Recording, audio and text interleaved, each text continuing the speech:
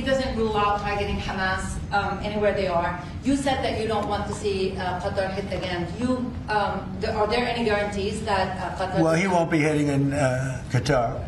As I say, I call it Qatar, and you call it Qatar. You're actually more right, but actually you're allowed to go.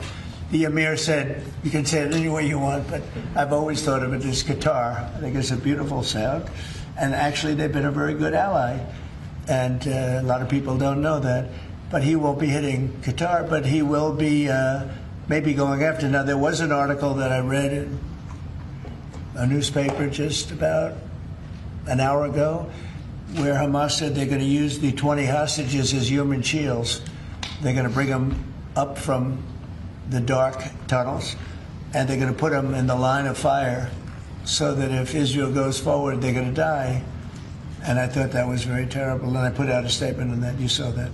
Mr. President, I want Charlie Kirk, in retrospect, given all of the moving ways that this White House has paid tribute to Charlie Kirk, right. Do you think it would have been fitting to lower the flags to have staff when Melissa Hortman, the Minnesota House Speaker, was gunned down by an assassin as well?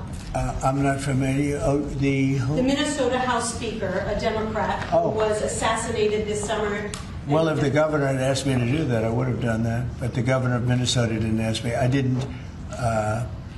I wouldn't have thought of that, but I would have if somebody had asked me. People make requests for the lowering of flag, and oftentimes you have to say no because it would be a lot of lowering. The flag would never be up.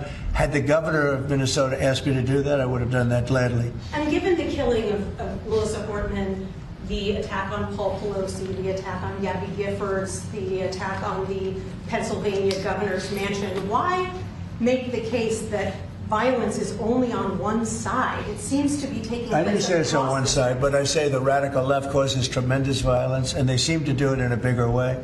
But the radical left really is caused a lot of problems for this country. I really think they hate our country. Okay, yeah, please.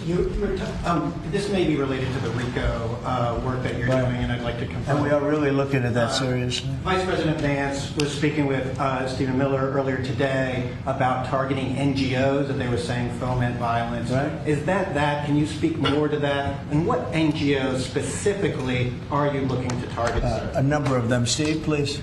Yes, so I believe what you're referring to is there are these nonprofit entities that organize, as the President mentioned, attacks on ICE officers, attacks on Border Patrol agents, organized doxing campaigns, which are a violation of federal law.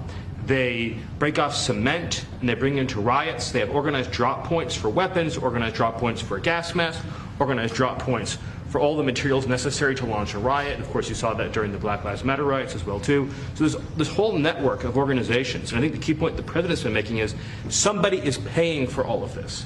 This is not happening for free. And so under the President's direction, the Attorney General is going to find out who is paying for it, and they will now be criminally liable for paying